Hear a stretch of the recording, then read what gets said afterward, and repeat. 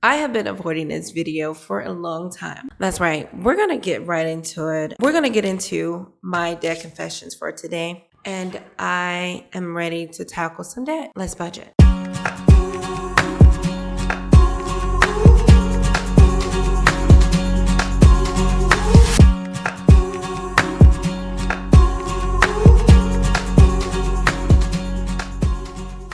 All right, first up, I want to introduce you guys to my new binder, which is where all of the debt is going to be going for the duration of its existence.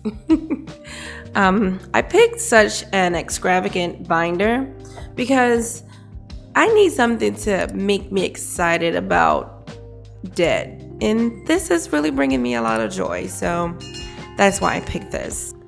Okay, now we're on to what debt I have. How much I have right now, how much of a balance I have on these, and how I plan to tackle this debt. That's right, while still saving money throughout this year and still being able to use the credit cards throughout this year. All right, what I'm gonna do first, I'm gonna go ahead and place these into the new binder for my debt.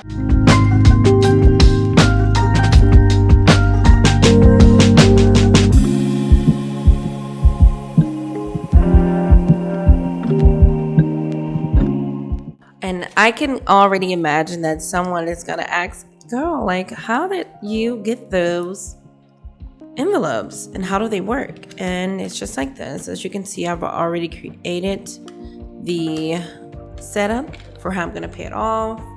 So this is the debt snowball tracker that I have for this one. And it fits in there just like money as well. And all you do is you open it up and you slide it right in, just like that.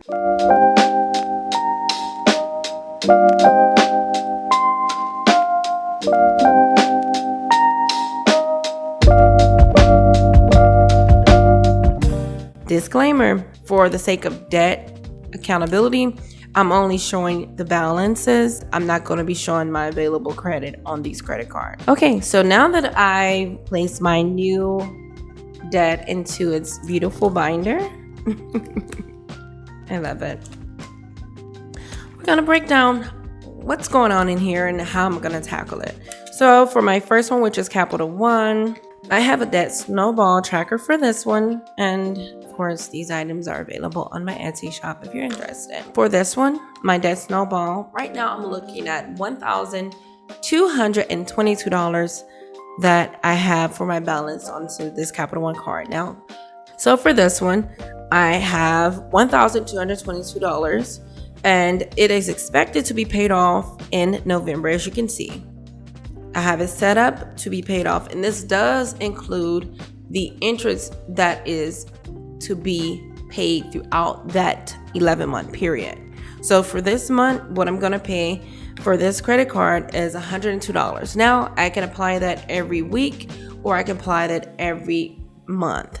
And for me, I'm going to be applying that at the end of the month for this credit card. So for January, I'm going to be applying $120 to this account, to this envelope, and I might add it throughout the month, but I'm going to pay it off once a month. So these credit cards envelopes are not going to be getting like overly stuffed until maybe at a point to where I have paid the credit cards off and I just want to have some cushion in those envelopes.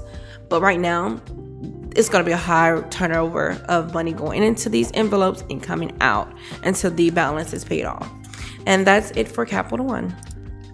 And what I do is I put it in here like this, and therefore I can be able to see it on the back easy, and I can, use my marker on here, or I can take it out. That's the reason why I didn't make it permanent fixed, because you might just want to look at your debt and not have to, maneuver your envelope at the same time. For Credit One, I'm looking to pay off a balance of $1,836. And this is also expected to be paid off by November if I pay at this rate. And again, this is another one I'm going to pay at the end of the month. For Credit One, I am looking to pay off $822 that I have on this credit card. And this is a rate in which I'm going to pay it off, and it'll be paid off by September. Now this might change because these are revolving credit cards and I use them. So sometimes I might pay the whole credit card off for the whole month, and I might even use a big portion of the available credit, but I always make sure at the end of the month that it is underneath at least 30% usage. So yeah.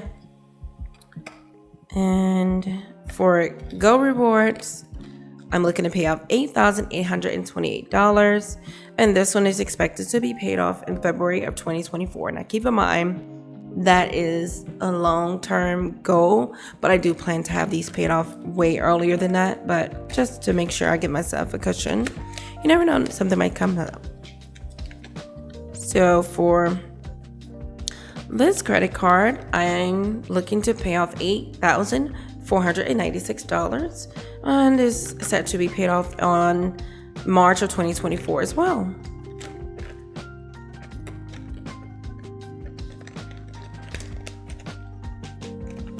For more rewards, I am looking to pay off $5,445, and I have this one set up to be paid off in 2025, but that is a generous window.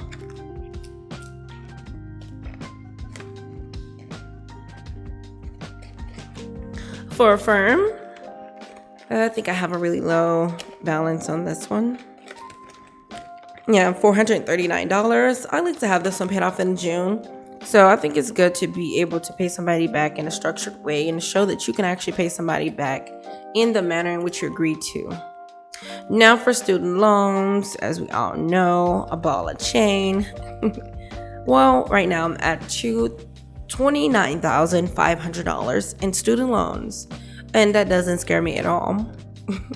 But I am not set to have to pay anything on this until May, and I am structuring it that I pay this off in 2025, even though I know that, being in college, you roughly get a long time to pay off your student loan debt. But I don't want to take that long. So keep in mind, my balances include the interest that would have accrued over the time in which I am expecting to pay off. So when you see these balances, these are not my two-day balance. This is the balance as if I paid it off within this time frame. So this is elevated. Okay, with that being said, if I were to tally up everything that I owe now, my current debt is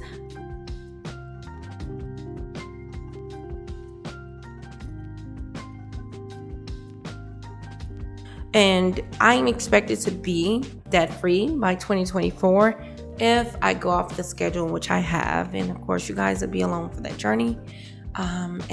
If you ask, okay, so you have an auto loan, why don't you include that in here? Because this is external debt that I don't consider monthly bills. So, yeah, I'm extremely excited about paying off my debt, and as you can see, I look forward to paying it off. I'm excited just looking at this binder and looking forward to checking off these payments, and I'll keep you guys posted along the way. That is my debt confession. I know it's been a while. I said I was gonna do this at the end of last year and I didn't because I was kind of almost embarrassed, but then I realized it's really nothing to be embarrassed about, and I am so hopeful for the future and how everything is going to plan that I'm pretty sure I'll be able to knock a lot of this debt out even before the scheduled times that I have now. And I know there is some people that will say well, won't you still be using the credit cards even though you are going to be paying them off? You're most definitely correct. I'm still going to be using these same credit cards or my other credit cards that don't have a balance to pay off my monthly bills, but I'll be applying that money from the binder, from my monthly bill binder, within 30 days. So even if it did accrue any interest, it won't be a lot, and I can be able to absorb that in one of the bills, the following monthly bills from this binder. So just be on the lookout for more information on just debt snowballing in general. Even though I did show you as a collective, it is structured to pay off my most expensive bills last and my least expensive debts first. So the debts that have lower balances are getting paid first. But I'm also applying money to those that have high balance in the meantime while I do that. But if you have any questions below, please put the comments down there. Like, share, and most definitely subscribe.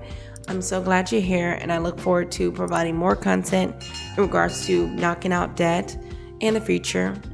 And until next time, financial education leads to financial literacy, which leads to financial freedom.